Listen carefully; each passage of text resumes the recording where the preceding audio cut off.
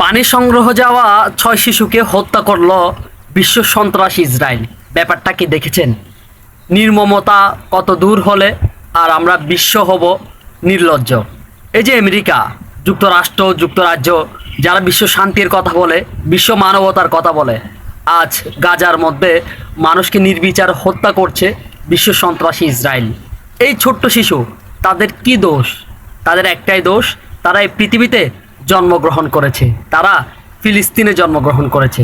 তাদের পক্ষে বলার মতো কেউ নেই। এই ফিলিস্তিনে একজন ছোট্ট শিশু বলেছিল, আমি আল্লাহকে সব বলে দিব।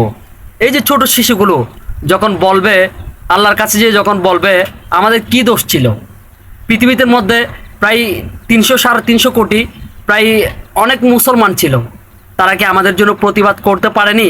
তারা আমাদের পক্ষে হয়ে দুখানা কথা কি বলতে পারেনি? তারা যখন আল্লাহর কাছে গিয়ে নালিশটুকু করবে, আজ আমরা আল্লাহর সামনে কি জবাব দিব? 6 জন শিশুকে পানির জন্য গিয়ে এ তো কারবাল্লার প্রান্তরকেও হার মানায়।